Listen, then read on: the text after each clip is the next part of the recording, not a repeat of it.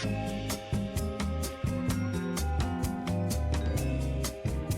i Colau, passin per caixa 3, sisplau.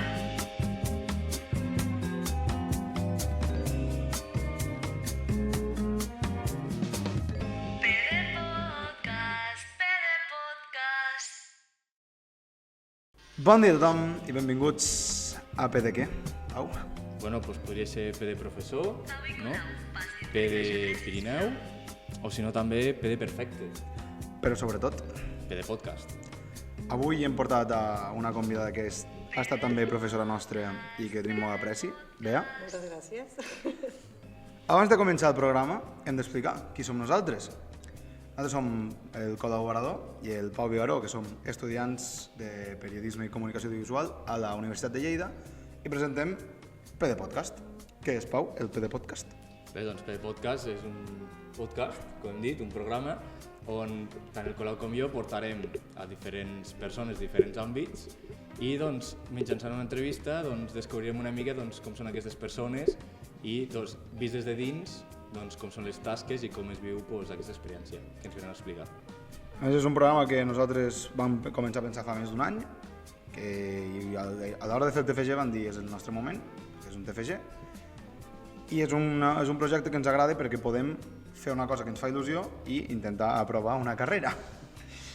I és un projecte que a més ens agradaria poder continuar fora de la carrera. El programa va per seccions, ara les explicarem, i surt cada dilluns a 8:45 de la nit. Avui, com he dit, hem portat a Bea Gómez, que és professora de la Universitat de Lleida, ara mateix coordinadora de grau, era coordinadora de grau durant els nostres anys d'universitat i és actual cap d'estudis. Com estàs, Bea? Molt bé, però tinc una pregunta. Jo hauria d'estar mirant tota l'estona la meva càmera? No. Tu pots mirar on tu Jo vulguis. puc fer el que jo vulgui. Doncs molt bé, estic molt bé. Doncs he arribat al nostre final de l'etapa universitària. Alguns que ens estareu mirant estareu també a punt d'acabar-la, alguns a punt de començar-la i altres ja fa molts anys que la vau acabar. Avui, O l'esteu fent. O l'esteu fent. N'hi ha uns que l'estan fent. avui hem volgut parlar amb la Bea perquè a part de ser una estudiosa i una de les millors docents que hem tingut, per a res se nota que estem fent la pilota a una exprofe nostra, és, com hem dit, cap d'estudis de la universitat. I ara mateix vivim una època on els estudis universitaris se té la percepció de que tenen menys valor que potser fa uns anys. I estudis d'altres tipus, com de graus mitjans o superiors, estan guanyant pes. Com veuen des de la facultat aquest descens en el valor dels títols universitaris? O quin és el futur del periodisme? Com han dit, professora de periodisme. Quina és la societat on ens estan deixant les xarxes socials? O com és viure, estudiar i treballar en un país on tu n'ets originària? Crec que alguna vegada a Mètodes us explicava la diferència entre el que és quantitatiu i el que és qualitatiu. Al món tenim molt clar que tot allò que és quantitatiu és molt important i tot allò que té a veure amb números és molt important. I nosaltres, que ens dediquem a feines qualitatives, encara tenim aquesta percepció i el que fem és bombardejar l'audiència dient-li l'important que és tot això. No? I doncs el que fem constantment és a dir, parlar de gent que té molts diners, que és capaç de fer molts diners i que a més fer aquests diners amb tasques científiques. Se li dedica moltíssim temps a parlar i el preu que té al nostre món guanyar-te un premi en física no és el preu que té guanyar-te-la en literatura. I per què? Qui li ha dit a la gent que no val el mateix? En part, els mitjans de comunicació acaben de formar la gent i som nosaltres, des de l'altra banda, qui estem difonent aquesta imatge, qui l'estem distribuint cada dia. Ja sabeu que nosaltres no ens ocupem de crear aquesta realitat, no és la nostra responsabilitat, però difondre-la sí, reproduir-la, cultivar-la en l'audiència sí que és la nostra responsabilitat. I malauradament el que fem és que hem posat en un pedestal a la gent que es dedica a les ciències exactes. I la nostra feina cada dia la desmereixem més nosaltres mateixes, sobretot en el periodisme. Sí. Totalment. Clar, jo crec que també pot ser el fet que la premsa ara, la que més ressò té és la premsa rosa, la premsa amarillista, podríem dir. La premsa ràpida. Sí, jo crec que també pot ser, ho associem molt amb això, no? També pot ser que com a que no té valor. Jo crec que la premsa sensacionalista sempre ha jugat un rol molt important, però és veritat que allò, com deia el Colau, aquesta premsa ràpida que diem, és això de consumir i esborrar i ja no ni recordes el què, això és el que fa que la canalla cada vegada tingui més problemes d'atenció també. Vull dir, perquè és que no m'interessa, passo, no m'interessa, passo. I clar, ho vius com a una persona, que vull dir que com a audiència ho vius i dius això no m'interessa, i hi ha una gent allà darrere, com vosaltres, intentant fer contingut que enganxa aquella gent durant una bona estona d'entretenir-la i, perdona, tots són els primers 10-5 segons. Sí. I si no has agafat l'atenció allà, ja estàs. I estàs aquí fent contingut per això, doncs estem maleducant a l'audiència. Tot s'educa. El gust, el som, tot s'educa. I el gust, diguéssim, els gustos televisius, audiovisuals en general, també s'educa. I estem educant a la gent que faci un consum de consumir i llençar. I d'aquí també hi ha bastanta... No vull entrar molt en el tema perquè tampoc és el kit, però el tema de manifestacions, el tema de moltes fake news, venen per part de molt, sobretot en àmbit nacional i autonòmic, de polítics mateixos. És que estem donant a qualsevol persona, que pot ser algú que no sap, o algú que ho sap i ho fa servir, precisament, li estem donant un poder enorme, perquè li estem donant quantitats enormes de persones que el sentiran i reproduiran això. I aquelles persones no en tenen la culpa, no estic dient això. El que estic dient és que s'han de formar i que fins i tot persones que també s'han format en això, igual caiem. Vull dir, cauen igualment. I a més això, si també passa que hi ha un mitjà, perquè això sí que ha passat algun cop, d'un mitjà publica una notícia sense tenir negues fonts, un altre mitjà fa ressò de la notícia i se posen de font una d'altre mitjà. Clar.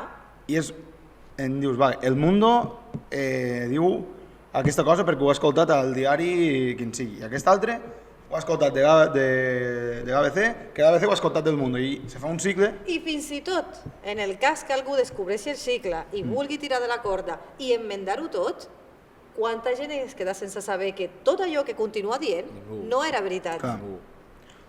No, és... Clar, i doncs continua la gent repetint coses que dius, allò de si ho repeteixes 1000 vegades es farà veritat, no? Sí, Però és això, hem deixat en les mans de persones un enorme poder. Que això no vol dir que ja m'agradava el procés comunicatiu quan era un emissor i 1000 receptors. No, però això sí, jo vull una regulació per aquest emissor o aquesta emissora i ara ens hi trobem en un buit. Ara el problema és que no hi ha legislació per això. Això no està legislat. I doncs, clar, hem obert una porta molt gran, però, clar, obrir una porta té molts problemes. Sí. Vull dir... Clar, jo també, per exemple, tinc el cas Dolors Pneumàtics, la Dolors ma mare, de això ho he vist a TikTok, què ho sabies, no sé què. I clar, dic, clar, però és que a TikTok qui t'està dient que allò és veritat? Ningú. I ja això ja no és un diari, ja és que la gent es creu ja, xarxes socials en si ja, que és una font verídica ja. Clar. I clar, aquí el periodisme ciutadà, també, no sé què opines, però jo crec que se li està donant també molta importància o molt valor que no se li hauria de donar, s'hauria de regular.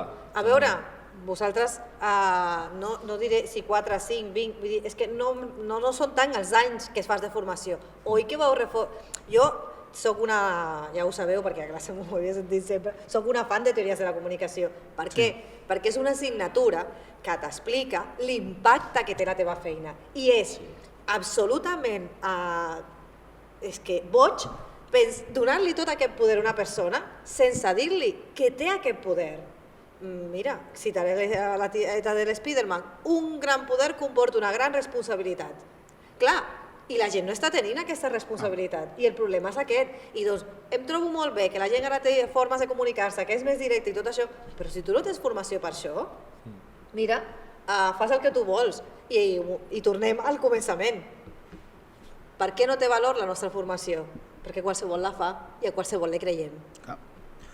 Ara que, aprofitant, recollir una mica un altre cop, centrar l'entrevista, anem a parlar de la vessant teva acadèmica, que ara fa poc has viscut unes agressions, dues, de fet, ara les teves, i la revalidació de l'actual rector, que ara en un moment hi arribarem, però per saber-ho, tu com has arribat aquí? D'on surt la teva vocació per la docència? Vale, a veure, jo quan vaig acabar de fer l'institut, jo tenia claríssim que el meu somni, i ara riureu, jo em volia dedicar a dissenyar cotxes. Bueno. Sí, i tinc un fill que diu el mateix ara, tot i que no sap que, vull dir que no l'he dit mai que jo acabat. I jo vaig fer, abans de fer comunicació, però jo vaig començar enginyeria mecànica i la vaig fer paral·lelament a comunicació. Hòstia. I a enginyeria vaig descobrir que ni els enginyers són tan guais com us penseu, ni a part tant, no? I fer comunicació em vaig enamorar de la figura d'un... No perquè sigui un home, una qüestió acadèmica, no sexual, de l'Umberto Eco, que crec que una vegada és un teòric de la comunicació molt important, i vaig pensar, jo vull ser això, jo em vull dedicar a fer recerca sobre com funciona la comunicació, què passa per la gent, per què la Dolors ho té tan clar que això ha passat. Jo vull entendre això. I com s'arriba a això? Doncs dedicant a la recerca i a la docència alhora, no? I va ser quan ho vaig tenir clar, vaig acabar totes dues, jo ja sabia que no faria res d'enginyeria, jo ja això ho tenia clar des del començament, des que un company... Un dia vam haver de fer una presentació a classe i era un grup de 5 persones. I jo era l'única dona, per cert, en una classe de 60 persones, n'hi havia 3 dones en tota la classe, això ja passa a les enginyeries, dues d'elles no en parlaven, bé, les dues noies no en parlaven mai, jo només tenia companys, no ho sé, això no ho sabré mai, és igual, i estava en un grup amb 4 nois, un es va desmaiar en la presentació oral, l'altre li va agafar una baixada de sucre, va haver de seure, i els altres, nerviosos d'allò, de que sou quasi... I jo a mi no em passava res, i jo vaig pensar, és que això és el que jo vull fer. Clar. És que jo no tinc cap problema en parlar en públic, vull dir que em fer una presentació, a mi m'agrada això. I va ser quan vaig començar una altra titulació i vaig fer l'altra i no sé què. I jo ja quan vaig acabar, jo ja sabia que no em dedicaria a això i que jo ja faria una altra cosa. I de fet em tenia clar que el que volia fer un doctorat, perquè jo em volia dedicar a la recerca. I clar, una ciutat petita, petita... Lleida és petita, sí. No, però dic que una ciutat, la meva, és molt més gran que Lleida, però en realitat no té les prestacions que té Lleida, perquè Europa és Europa, encara que ho sentiu més o menys Europa, no té res a veure. Jo vaig néixer al Carib i és una ciutat d'1 milió d'habitants i pujant, clar, és una ciutat, perquè clar, penseu que les ciutats, clar, la capital de Colòmbia, Bogotà, té més de 10 milions d'habitants, i doncs clar, estem parlant de ciutats molt grans, però que en realitat no és comparable ni tan sols Cartagena d'Índia, que és preciosa, amb Lleida. És que no, ni per qualitat de vida ni per res. I allà, és que a Colòmbia no n'hi havia ni tan sols doctorats en comunicació quan jo vaig acabar i les opcions eren marxar. I com que tenia una germana que ja vivia a València i que se n'anava a mudar a Barcelona, doncs vaig acabar a Barcelona. Vaig venir a fer el doctorat a l'Autònoma i aquí ja va començar la meva, diguéssim, carrera com a docent. Sí. I aquest canvi cap a Barcelona, canviar de continent, canviar de tot, com va ser? És una cosa que... És una cosa que recomano a qualsevol ésser humà. L'altre dia veia un vídeo a TikTok d'un noi que deia com és viure fora de casa dels pares, no? I deia, por alguna extraña razón, tú pones la lavadora i no se tiende sola. I diu, clar, coses que descobrim, no? Doncs això ho multiplicat per 20. Tu saps quan la gent va a casa seva al cap de setmana i s'emporta un tàper de la seva mare? Sí, clar, tu no podies fer això. Jo no ho sé, perquè hauria d'agafar un avió també per anar-me'n. Clar, és això. Jo tinc 7.000 i pico quilòmetres per anar a buscar un tàper. Mai porto un tàper de la meva mare. Has de volar a l'Atlàntic, literalment. Clar, i doncs clar, allò es fa gran de cop. Un dia et fas gran. De cop, però toca fer-te de cop, I encara tenies sort perquè m'has dit que tenies una germana allí. Sí, jo vaig tenir molta sort, jo estava molt acompanyada, i, clar, això facilita molt, però és dur, és un cop dur, perquè tu veus els teus companys, jo recordo arribar a l'Autònoma i veure els meus companys i dir, però vull dir, vosaltres no heu de fer cap sacrifici per això, per mi això significa un somni, per vosaltres és, vau pensar un dia, i si faig un doctorat? Sí. Perquè, compte, vaig estar un any demanant permisos per poder venir a viure aquí. Perquè sent colombiana no et deixaven venir. Havies de demostrar... Sí. Que venies a fer... I després del doctorat, què vas fer? Doncs bé, jo vaig a començar a fer el doctorat, enmig del doctorat, un doctorat més o menys ho pots fer en 4 o 5 anys, jo vaig trigar una mica més, 6, perquè pel mig vaig tenir una baixa d'un any perquè vaig tenir una criatura, i això es va allargar una mica més. I doncs quan vaig acabar, jo ja col·laborava en un grup de recerca de l'Autònoma i vaig continuar col·laborant amb ells perquè amb la recerca el que es tracta és de fer feina i publicar articles i participar en projectes de recerca, i alhora vaig començar a fer classes en una universitat privada de Barcelona, a un grau de comunicació també. De fet, feia teories de la comunicació durant les assignatures que feia, també feia assignatures de tele perquè sempre ha estat el meu, no? I estant allà em vaig plantejar, estant entre un grup de recerca de l'Autònoma i una uni privada, un alumne un dia en una universitat privada, això quedarà fatal, però em va dir: tu ets massa bona per estar en una universitat privada, tu hauries d'anar a la pública. Perquè clar, vull dir, i d'això quan tu dius, bueno, potser sí, no? I em vaig assabentar que sortia una plaça a Lleida i doncs vaig venir a provar, primer de visitant, professor visitant que es diu, i vaig venir, m'ho vaig passar molt bé, vaig conèixer la gent, em va agradar treballar aquí, i doncs després va sortir una plaça que es diu Serra Hunter, que és un programa, diuen, d'excel·lència docent, que és entre la universitat i una entitat col·laboradora de la Generalitat, i doncs aquí va sortir la meva plaça aquí a la universitat. I ja fins ara que ets... I ara, en principi, jo la carrera acadèmica és molt llarga, però vas fent acreditacions i sí, vull dir que vas fent camí per cada vegada tenir més mèrits i més trams i més coses d'aquestes, però... I ara, parlant d'ara mateix, el teu present, en quin moment, com arribar a dir vull ser coordinador de grau i després dir no vull més que ser coordinador de grau? A veure, això de ser coordinadora de grau va ser una mica que em va caure de sobre, perquè quan vaig arribar professorats a temps complet, vull dir, aquests profes que hi som sempre, vull dir que només ens dediquem a això, aquí al grau i som uns quants només, i doncs ens havien de repartir la feina. Jo era la nova, la que encara no havia fet feina, i tothom ja estava desgastat fent de director de departament, de no sé què tal, i al final això de, bueno, ara et toca a tu, no? I vaig dir, bueno, serà un repte, a veure què passa. I quan va arribar la pandèmia vaig descobrir, bueno, vaig pensar, mira, ho faig prou bé, perquè la pandèmia va ser allò que era o saltaves i deies no puc amb aquesta feina o puc continuar fent. Això va ser, diguéssim, el moment de dir sí, deu ser que la feina la faig més o menys bé, no? I no tenia més plans que aquests, però bé, em van començar a dir quan sortia l'equip anterior de presenta't de degana, que deia, però com vols que em presenti de degana, que acabo d'arribar, però que la gent que et coneix, els coordinadors, entre tots els coordinadors ens coneixem perquè fem unes comissions d'estudis i en aquestes comissions d'estudis ens coneixem i tal, doncs allà algú es va fixar, l'actual degana de la facultat, que era la cap d'estudis en aquell moment, es va fixar en com m'ho feia venir per coordinar un grau que té més de 300 persones i que són moltes persones i que a més són molts professors, són 350 persones, són 30 professors, i com ho feia per mantenir tot això més o menys en ordre. I el punt definitiu va ser que l'any passat, vosaltres ja ho sabeu, el vostre grau es va acreditar per l'ACU, no van tenir cap problema, que és un procés de qualitat que demostra que el grau es fa com s'hauria de fer, que us estem formant com us hauríem de formar, i doncs aquest va ser el moment clau de dir, ostres, sí que faig prou bé la feina, algú em va oferir, voldries venir al meu equip a fer, jo me'n presentaré a veure si quedem, vols venir al meu equip a fer de cap d'estudis, i veient les notes, vull dir que es van felicitar amb l'acreditació, vaig pensar, bueno, per què no? I doncs mira, va haver-hi unes eleccions, ens van votar i aquí soc.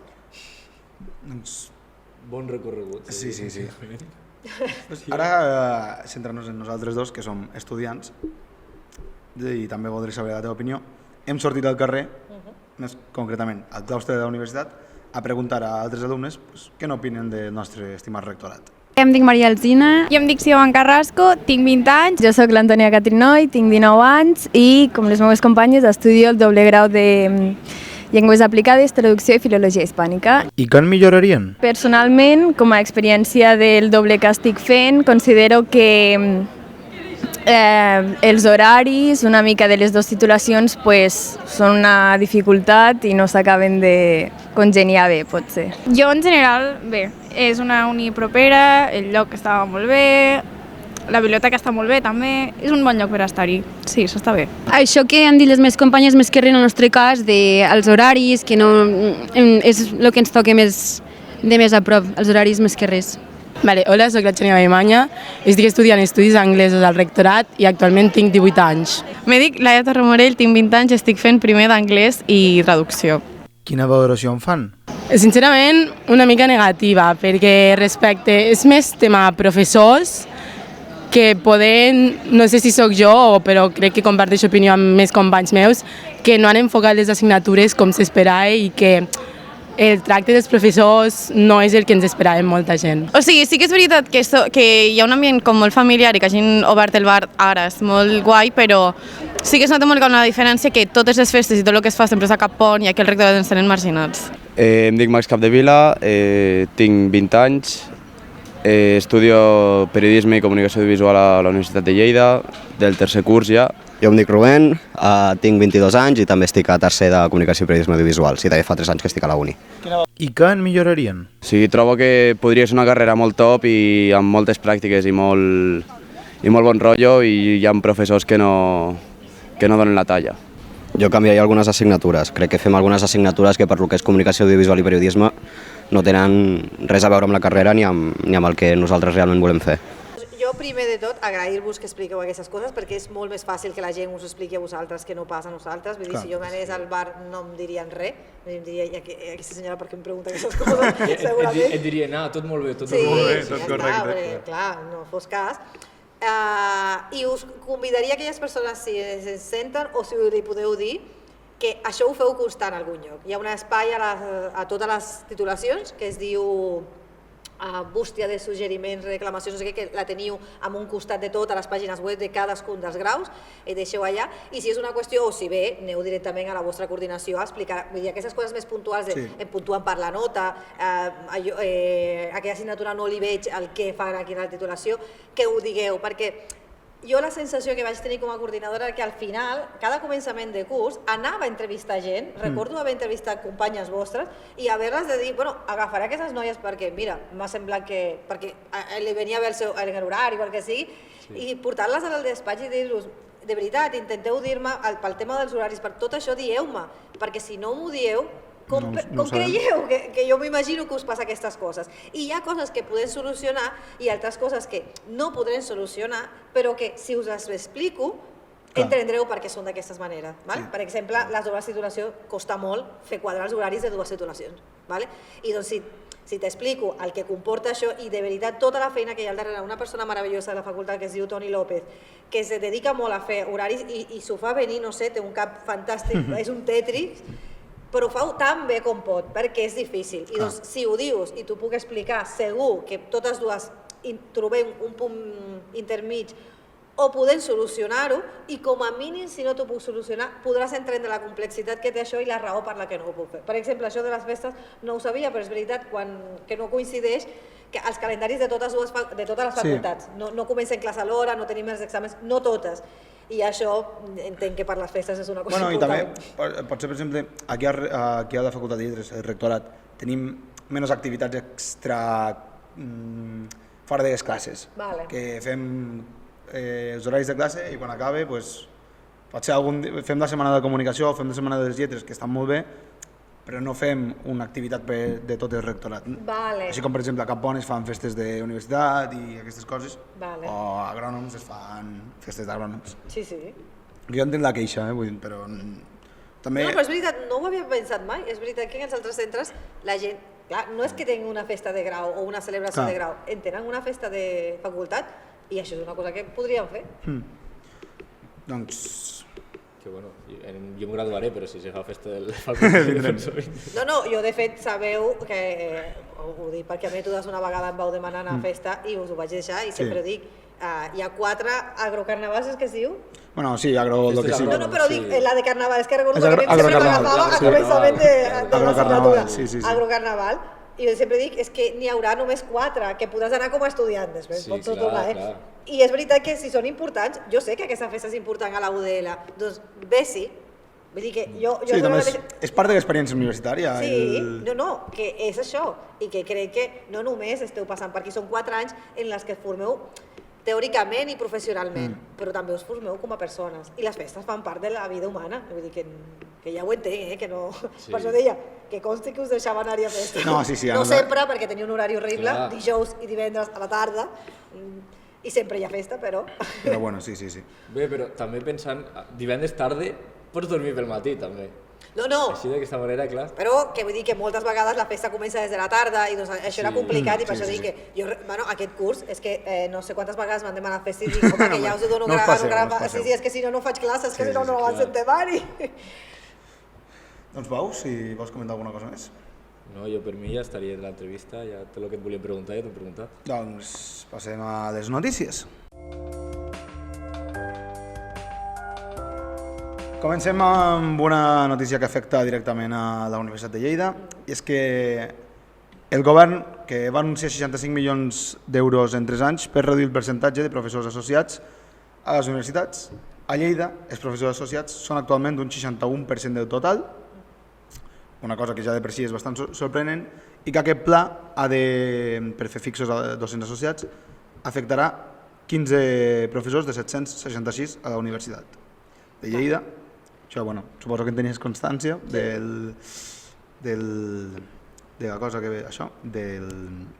pla que té el govern de la Generalitat. Com se gestiona aquesta part de professors associats i professors docents ja fixes? A temps complet, vale. Sí. A veure, digues. Perquè sí que veig els avantatges que té un professor associat, que són evidents, algú que està treballant en el sector que estàs estudiant, està molt bé, però un 61% és molt. Sí, és molt. Ara bé, també s'ha de dir que, clar, les dades, no us penseu que hi ha unis amb el 10, eh? No, evidentment. M'imagino. Ni amb el 20, ni amb el 30. És el que vull dir, que això és una cosa, vull dir que ara ha entrat en, diguéssim, en funcionament un nou Real Decret que és d'Espanya, no és Catalunya només, en el que efectivament a les universitats el 51% del professorat ha d'estar consolidat i ha de ser a temps complet. Això vol dir que ja saben que, clar, si jo me monto un plan perquè vull arribar al 51 és perquè sé que gairebé ningú arriba. I doncs per això dic que la situació no dic que no sigui dramàtica, però dic que perquè us poseu un context, veieu d'on venim, vull dir que no hi ha unis amb un 10. Ara bé, el que, com sempre, crec que les coses es volen precipitar molt i això de baixar-ho tant, potser no ho aconseguirem amb el termini que volen.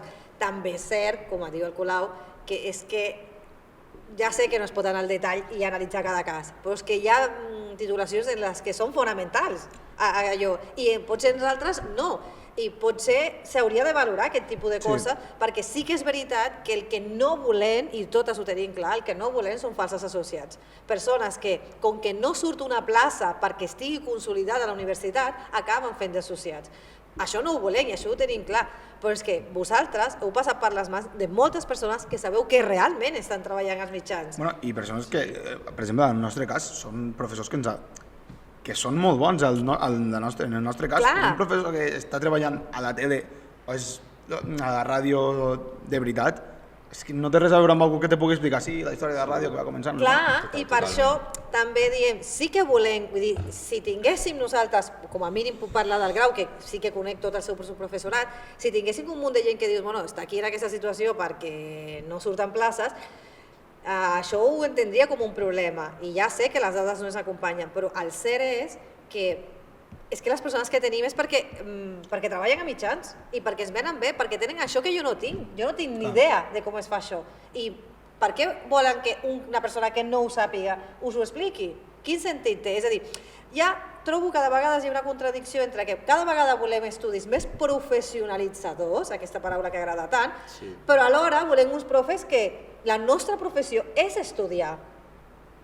Jo no vaig a fer produccions audiovisuals. I doncs, clar, si omplim d'això, un 51 sembla raonable, doncs serà meitat i meitat. Però baixar molt més d'aquí, no sé, depenent de quines assignatures o aquesta figura del falso social, clar que ha de deixar d'existir, perquè s'ha d'estabilitzar aquesta gent, ha de cobrar un sou digne, ha de tenir uns horaris dignes, tot això està molt bé. Però és veritat que potser hi ha alguns graus patiran perquè haurem de fer servir una figura que no és l'idònia perquè us expliqui com fer ràdio, com fer tele, com fer documentals, com fer moltes coses que millor una persona que treballa a la indústria. Totalment. Que això en el cas pot ser no menyspreant, evidentment, no vull que sembli això, però una filologia, que ho estàvem parlant abans, potser no és tan necessari tenir algú associat. Clar, jo per això dic, no ho vull Hauria ara valorar-ho jo. Hauria de ser... Sí, entenc que el... No ho puc entrar jo a valorar, però dic que sí que és veritat que la diferència entre les titulacions és molt gran. Hi haurà unes en les que caldrà molt i altres en les que potser no cal tant. No? Una doble de física i matemàtiques, la de l'autònoma, aquesta que té una nota de tal impronunciable. No sé exactament què fa, però potser d'associats no necessiten tant. És una gent que fa física i matemàtiques pures. Sí. El que volen fer és recerca teòrica, pot ser una part important de la seva vida. I doncs, no passa res si no en tens tants de professors associats, però hi ha altres feines més professionalitzadores, per això que sortim de la uni i després no sabem fer les coses? És que la teoria, no tot és teoria. Clar, és que però això. Home, titulacions com, per exemple, educació, jo trobo molt necessari, no? Sí, és que hi ha unes que molt i altres que potser no tant. O una altra que és un punt intermig, però que el nivell de pràctiques, el nivell de sortir al carrer i veure què passa, no és tan necessari com unes com les altres. Totalment. I doncs l'altra notícia que porto d'avui no és una notícia que hagi sortit avui, evidentment. És una situació que s'ha vingut, que ve de fa unes setmanes, potser ja uns mesos, i coneixeu la teoria dels chemtrails? No. Bueno, s'ha fet viral, és una teoria, ara ho explicaré, és una teoria conspiranoica i que se va fent viral cada tant. I aquesta cosa que es fumiguen. Vale. És que pel nom sonava però no arribava. S'ha tornat a fer viral aquest cop dient que ens fumiguen i per culpa dels chemtrails hi ha sequera. Vale, com el Covid, no és que recordo que el Covid és el mateix. I ara, però la sequera, vull dir, perdona la ignorància, però clar, el Covid era, vull dir que ho estaven exprenent com una malaltia, no? Però la sequera exactament com... Ara és que amb els chemtrails fan que no plogui. No sé com, perquè els conspiranoics fan una cosa que és molt bona, és dir, això és culpa de que ens estan fumigant i quan els hi preguntes com, el govern que ens està controlant. Bueno, explicaré una mica per això. Els conspiranoics tenen una habilitat molt bona de poder justificar lo injustificable. Sempre. Ja porten, sí, això anava a dir, porten tota la vida fent-lo. Des de la que com es diu, lo del terraplanisme. Sí. Bueno, hi havia una convenció fa poc a Barcelona del terraplanisme, ho vau veure, oi? No m'estranya. No ho vaig veure. No, sí, l'any passat. I plena que estava. I clar, i encara avui... És veritat, sí, és veritat, ara m'he recordat. Bueno, doncs, perquè els que no sabin de què estem parlant, la teoria conspirativa del chemtrails planteja la creença de que el fum que deixen els avions, que en realitat no és fum, és aigua condensada, ens està fumigant. Ens està tirant algunes coses a sobre, està fent que no plogui, depèn de qui preguntis fan una cosa o una altra. Això són agents químics o biològics, cosa en la qual cosa tampoc s'hi posen d'acord, depèn del moment són una cosa o l'altra, i és, evidentment, el govern socialista venezolano bolchevique és el que ens està... República Bananera, no sé quantes coses més. El Perro Sánchez és el que ens està fumigant. Per què? Abans era que ens havia tirat el Covid a sobre. Als Estats Units la més famosa és el control mental. Aquí a Espanya encara no ha arribat. I ara és que se pot modificar el clima i que, per tant, hi ha sequera per culpa de que no deixem que plogui. De fet, ara he recordat un vídeo que va sortir d'un ciclista que diu: ahora vienen las elecciones y mirad cómo ya no nos fumigan. Vale. Bueno, evidentment, tots els estudis científics que s'han fet han demostrat que no fa res, no cal dir-ho, però per si de cas, i que és això, que són vapors d'aigua normals que fan el mateix, que són motors que estan molt calents i les partícules d'aigua que hi ha a l'aire se fan vapor i ja està, no n'hi ha més. Bueno, ja hem deixat una mica veure quina opinió tenim sobre el tema. Vosaltres heu conegut algú que sigui així, potser no del chemtrails, però que sigui un conspiranoic, que diguis que el govern, els reptilianos, o que sigui? Sí. I com han estat les converses? Bueno, jo el que us volia fer la reflexió de... no ho heu de dir, només ho heu de pensar. Quins són els partits a Espanya que neguen el canvi climàtic? No. Sí. I qui hi ha al darrere, i precisament són els mateixos que és que Pedro Sánchez no es fumiga. Sí, Blanco y en botella. Sí. Per desgràcia és veritat Clar, és no voler acceptar una realitat científica i te la canvio per una teoria conspiratòria. Sí. Més, també, parlant de conspiracions, recordo una que a mi m'encanta mirar coses d'aquestes. I un terraplanista que li feien una entrevista i deien li expliquen, com funciona el Sol i la Lluna? Bueno, perquè són focus que donen voltes. Ah, un moment, deia que era com un plató. Sí, eren vale. dos focus que donaven voltes i que il·luminaven segons on A estaven. més de terraplanista era un plató. I li van dir, i les estrelles, i l'única solució que va donar viable és que ho havia fet un mag. Ah, vale. Jo a partir d'aquí vaig dir, bueno, crec... O sigui, per persones com aquesta, que en molta part relaciona molt amb les fake news que parlàvem abans, la gent és crèdua, veu una cosa que crida l'atenció i s'ho creuen. Sense qüestionar-ho, perquè jo crec que si... Quin filtre passa aquesta gent? Cap. Jo crec que cap. Clar, i ara tenen una porta oberta 24 hores. Però és que jo crec que si tu te qüestiones, si tu dius, a veure, el foco, jo que sé, encara pots arribar a explicar-ho d'alguna manera, és igual. Però dir que una explicació d'una cosa és que ho ha fet, és màgia, jo crec que aquí ja... Bueno, quanta gent no creu que tot ho ha fet un ésser superior a nosaltres? I aquí encara, jo ho entenc. Jo no crec en Déu. Però això, mira, ho entenc. Però dir que un senyor mago va fer que les estrelles estiguessin on estan, jo... Fins aquí avui les notícies. N'he hagut de treure una per fer la presentació del canal. Normalment seran 3 notícies. Així que, Pau. Però bueno, pues curioso cuanto menos el que has dit això de les conspiranoiques, però bueno, per curiositat la que portem ara al programa.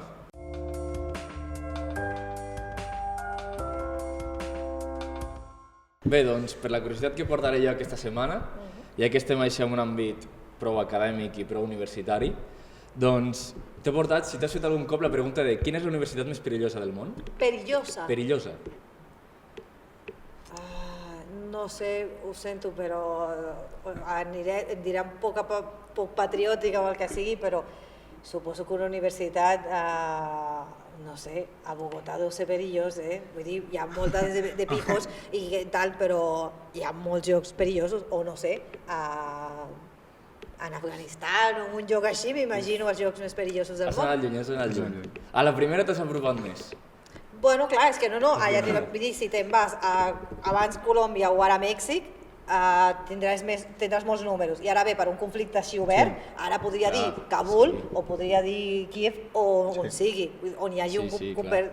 Bueno, clar, que si ets dona, per exemple, a Mèxic, ho tens bastant negre.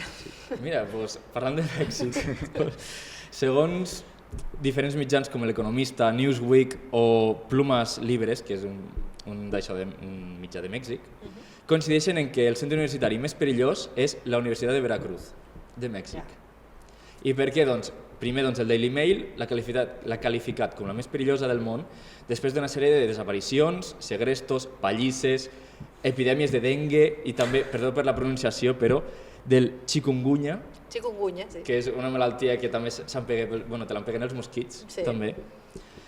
I tot això, doncs, és més que res, també, per exemple, hi ha un fet molt heavy, que és el que va passar el 2015, que va haver un atac violent de 10 homes encaputxats i armats amb bats de béisbol i matxetes, doncs van irrompre en una festa del campus i 8 persones van resultar ferides i, per sort, no hi ha cap mort. Però pel que fa a segrestos, es veu que la Universitat Mexicana a l'any pateix desaparicions de dos alumnes a l'any, o inclús docents desapareixen de la institució també. I segons el Daily Mail, aquest tipus de segrestos són freqüents a l'entorn i en menys d'un any han arribat inclús a desaparèixer 20 persones. És que, a veure, la universitat és una institució més de la societat i doncs pots anar a pensar en societats que malauradament visquin situacions de molta violència i doncs clar, te'n vas a...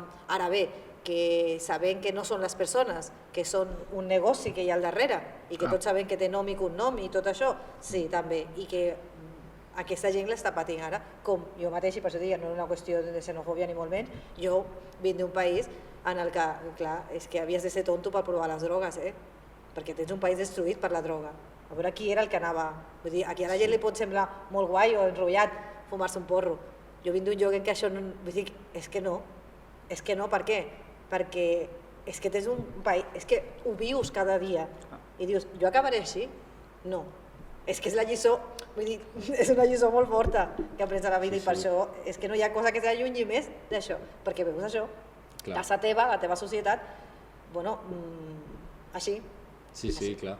Bé, també doncs, això que hi ha rescats que giren al voltant d'uns 55.000 euros al canvi de moneda, inclús que hi ha desaparicions que ja les han descartat i que no han tornat a aparèixer, també.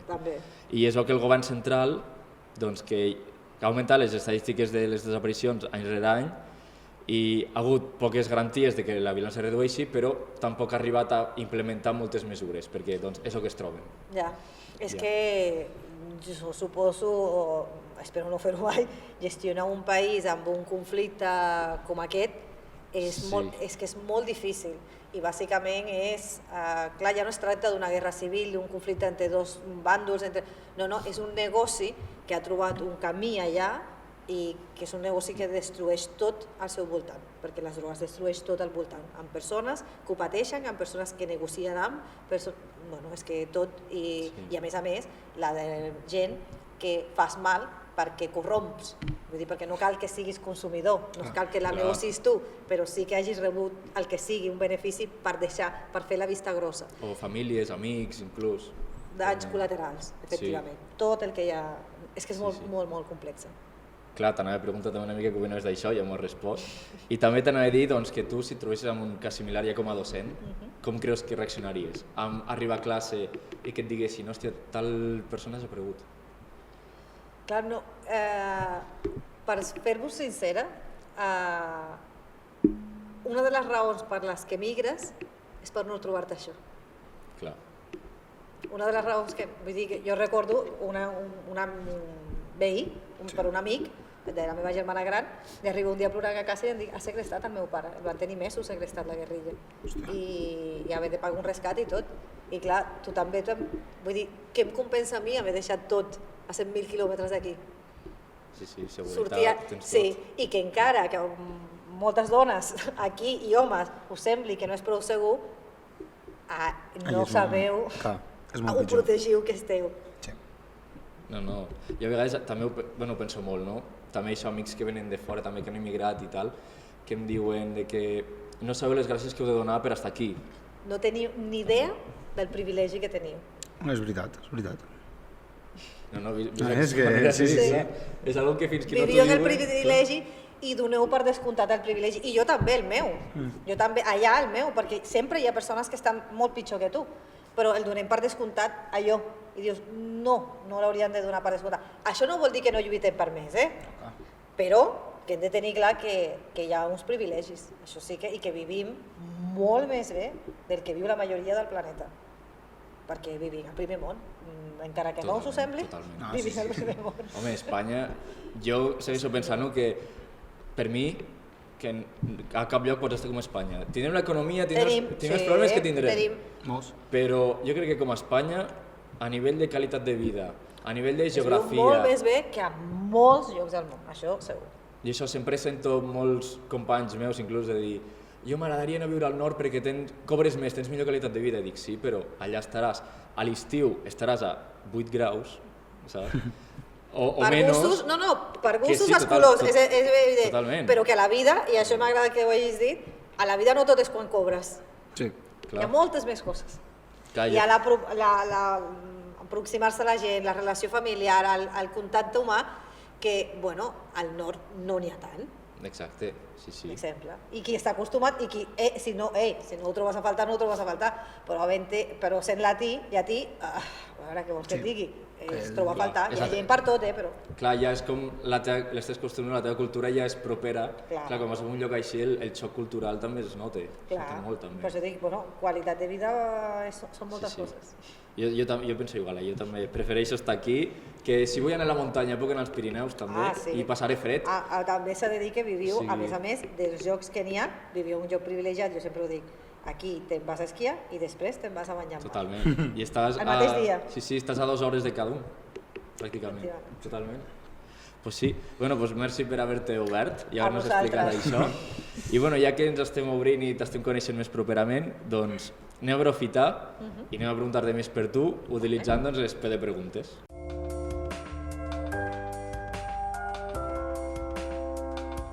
Doncs bé, les P de preguntes d'aquesta setmana, primer t'explicaré una mica què són les P de preguntes. Doncs el Colau i jo ens preparem una secció personal per cada convidat. Vale. I així una mica doncs, per conèixer més a la persona, i tant pel que fa professional com per la seva vida una mica personal. Vale. I aquest cop t'hem portat doncs, un quiz d'estudiant. Bàsicament el que farem és fer-te un petit repàs de la teva vida estudiant i preguntar-te una mica per cada etapa que vas passar. Per exemple, començaríem amb els parvularis. Tu vas anar a la guarderia primer de tot? No. Vas estar a casa? No, vas estar a casa, sí. Doncs tu, per exemple, recordes la teva mare o el teu pare jugant a casa, clar, quan ets molt petita? Tens algun record? Amb la meva mare sí. Jo, ja us havia dit, del Carib, vivíem al davant del mar, amb una construcció, com la majoria, il·legals, a sobre de la sorra. Però clar, això és un privilegi, perquè jo sortia de casa meva i tocava sorra. Vull dir, per una banda tenia un carrer, el carrer principal, però per l'altra, vull dir, la sortida al darrere de l'edifici sorties directament al mar, era com els hotels privats aquests. Vull dir que tot era il·legal, ja us podeu imaginar. És molt bonic, però insisteixo, és il·legal. Com tots els hotels aquests. Exacte. I doncs, obrien al darrere, jo recordo, de fer amiguets diferents. Al costat teníem un hotel d'aquests, a més, de conèixer cada tarda nens de qualsevol lloc del món, perquè és una ciutat molt turística, viu bàsicament del turisme, i recordo a la meva mare jugar amb voleibol amb gent de països molt diversos, fent-se entendre, jugant amb vòlei playa, la meva mare, que només parla caribeny, fent-se entendre, no parla cap altre idioma, fer-se entendre, i ho aconseguia. I cada tarda anaven a la platja amb les meves dues germanes, anàvem les tres, fèiem amigues i veiem a la meva mare jugant, per exemple, amb nosaltres, però la recordo jugant al vòlei amb estrangers. El meu pare treballant, això sí. Clar, el caribeny és molt diferent. No, vull dir que és el que jo dic, que quan jo començo a parlar ràpid a casa meva, el meu home diu, bueno, para. Però, a veure, és igual, és castellà, el que passa que tinc moltes paraules inventades. Sí, perquè literalment són inventades, no costen enlloc, vull dir que... Bueno, és un invent del govern. Sí, també. Però bueno, seguirem amb una mica el que era la primària, al col·le. Sí. Aquí, etapa una mica borrosa per molta gent, per mi, per exemple. I també hi ha gent que ho té bastant fosc, que és una etapa oscura. Per tu, com la recordes? No, jo tinc un bon record de la primària. També he de dir que era una nena... Bueno, sempre ha estat una ampollona, ho he de reconèixer. No em fas pinta, no? Però era la nena estressada per tenir bones notes i tot això. I no, us recordo que m'ho vaig passar molt bé. A la primària m'ho vaig passar molt bé. Tinc un bon record, Mantens algun amiguet de la primària? Sí, de fet, les meves 5 millors amigues, encara tenim un grup que, no sé si us sona, un grup d'una boy band, que es deia Backstreet Boys. Sí, clar. Bueno, nosaltres, clar, jo tenia 15 anys, ho he de dir, jo moria per Kevin, dels Backstreet Boys, i doncs en tenim un grup que es diu les Backstreet Girls, i som allà a les 5, des de la primària fins ara. Hòstia, no, això està guai.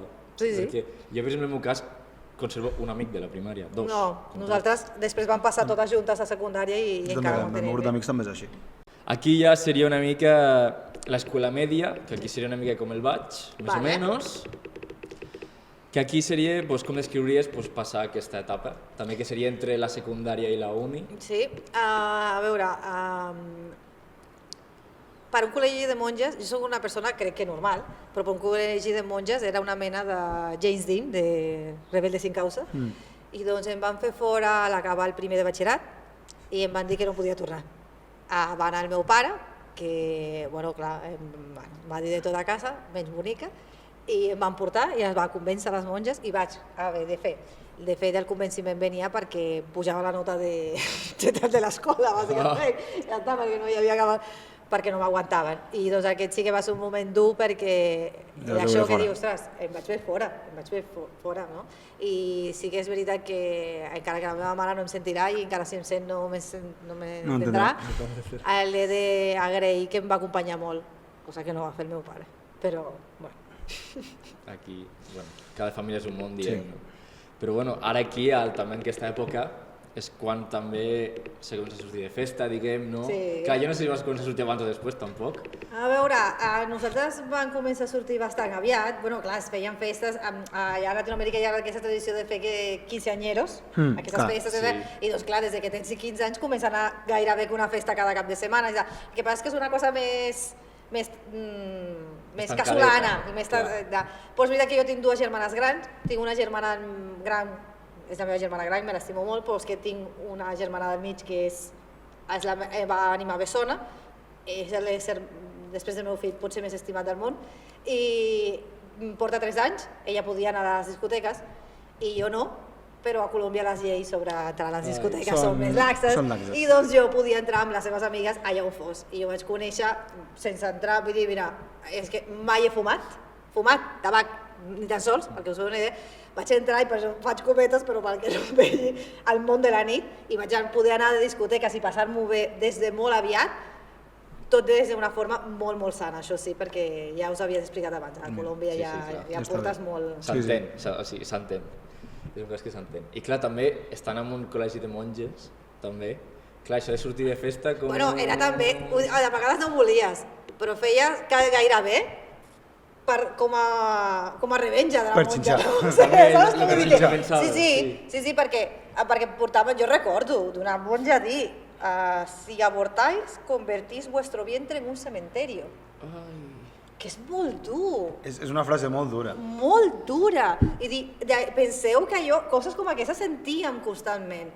I doncs, de vegades ho fas només per dir, jo faig el que jo vull, perquè és el meu cos, perquè és la meva vida, i a vegades ho feies simplement per dir, des que sigui sa, dir, jo surto a ballar i ballo i m'ho passo bé i no passa res. I és sa el que estic fent, perquè ballar, mira, és fer exercici, no?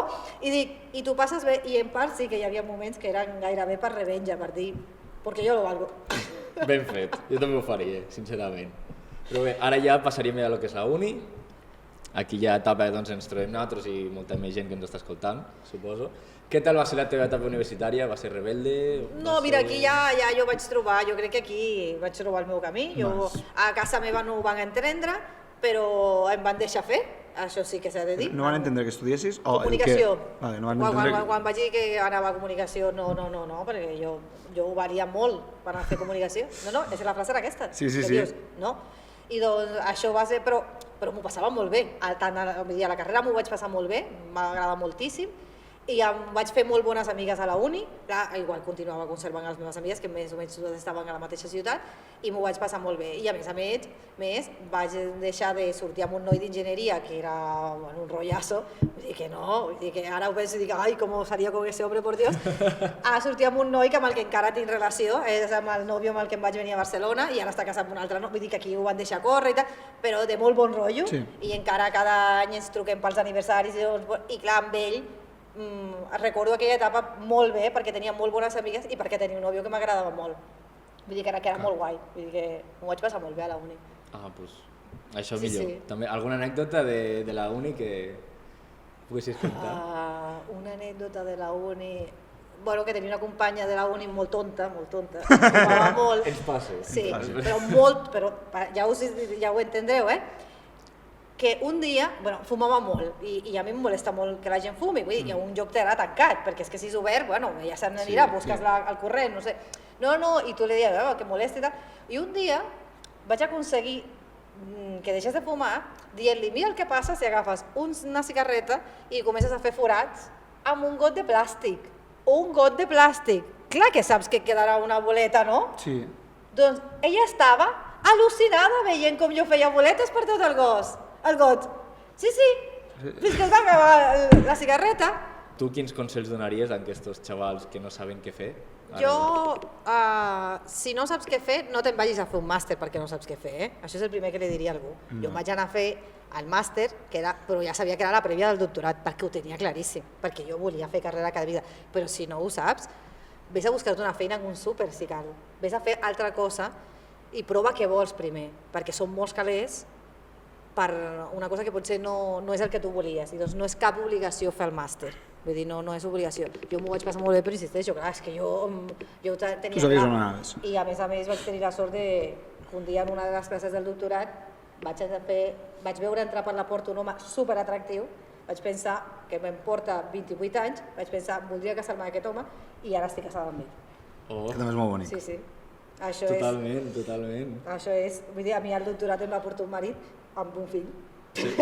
Sembla de pel·lícula, sincerament, sembla de Sí, pel·lícula. sembla de pel·lícula. La meva vida real és una mica com a, sempre ho dic, com a Modern Family, però sí. M'ho imagino. Tinc una fillastra de la meva edat, tinc una altra de 26, una altra de 24, un fill de 13, i sí, tots plegats fent una combinació Una família divertida. molt divertida. Sí. Pues bueno, moltes gràcies per participar A vosaltres, de en veritat. aquest qüestionari. I ara ja per acabar, ja que estem preguntant-te, tu quan fas l'aniversari? El 12 de juny. 12 de juny, vamos, que Géminis. tu ets Géminis. Sí. Vale, t'ho dic més que res perquè ara doncs, seguirem amb l'horòscopo, Molt bé. que és la següent secció que portem, doncs, i per acabar ja el podcast. Molt bé.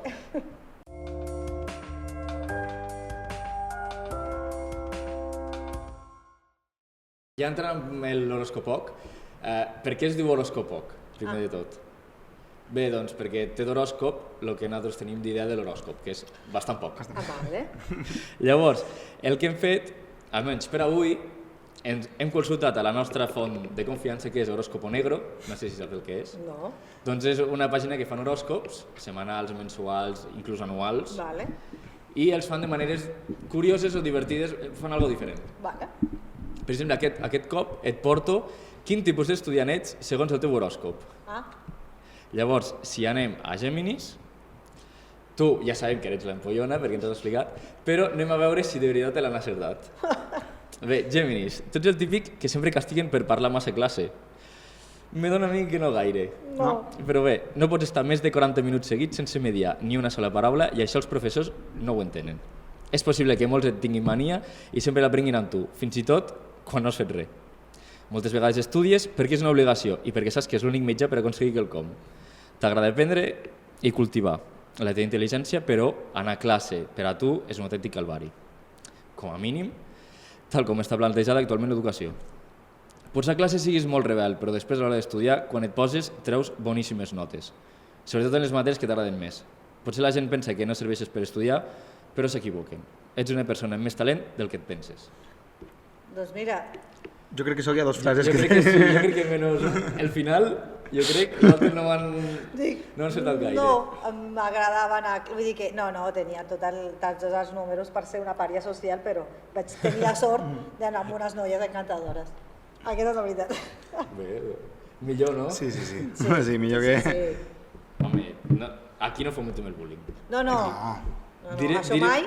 Farem les bromes i direm tot el que volem, però el bullying... No, això prohibit, evidentment. Evidentment. Però que és veritat que ja saps que a la vida el que trobaràs o què tal.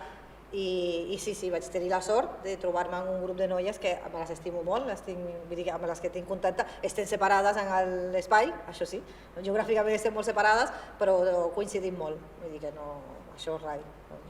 Doncs fins aquí el programa d'avui. Sí, moltes gràcies. A vosaltres per convidar-me. Aquest primer episodi ha estat una mica prova pilot, però esperem que hagi agradat. Totalment. Bé, has estat còmode? T'has Sí. sentit Sí, molt bé, molt bé. alguna cosa que t'agradaria dir, que t'hagis deixat pensant, alguna cosa, reflexió? Els de mètodes estudieu molt per l'examen del 5 de juny. Feu-li cas, Feu-li cas, de que veritat. nosaltres ja ho hem passat. També, potser no és el cas de tothom, ja ens ho direu, però considero que nosaltres hem tingut, a part de bons professors, hem tingut sort de tenir una coordinadora de grau propera. De que, Totalment. perquè jo tinc algun amic de que no han vist mai el seu coordinador de grau. No l'han vist mai? No l'han vist mai. Sí, totalment. I clar, Sí, i és nosaltres I mira que vosaltres em vau veure menys del que me podia haver arribat a veure perquè era perquè en estàvem en pandèmia. Covid. vam tenir molta pressió. No, però que dic que Sí, és veritat, és a una veritat. promoció que ni va passar per el Covid, clar que veia més, Mm. per exemple, que teníem més contacte, però clar, vosaltres el contacte al començament va ser, jo crec que a la vostra jornada de portes obertes d'entrada no vaig poder anar-hi. A primer? A primer Ah, no, No, a sí, primer a primer sí. sí. A primer sí, clar, perquè vosaltres... ens Clar, va agafar a el la gent que ara està a tercer, per exemple, No, sí que no la vaig arribar a conèixer fins ara. Vull dir, per correus i tot això, però clar. personalment no la vaig Sí, poder. só sabíem que eres la que envia correus de tant en tant explicant Sí, coses. totalment. Qui és aquesta Bea? Ja. Que sí. Bueno, jo sempre quan arribo a classe sempre ho dic. Sí. Sabeu aquella persona que us fa missatges que comencen benvolguts o bon dia, estimades i estimats? Soc jo. Ara aquesta feina que toca el Guillem. Doncs moltes gràcies un altre cop per haver De veritat, a vingut. vosaltres. Pau, vols dir I alguna bé, cosa? doncs res més a añadir, sol fa falta doncs, que ens seguiu a les xarxes socials, estigueu pendents als pròxims capítols i doncs no res, ens veiem la setmana que ve. Les recordem que a Instagram i a TikTok són @pdpodcast /oficial i a YouTube i a Spotify @pdpodcast. No anem més. I fins aquí. I fins la setmana que ve.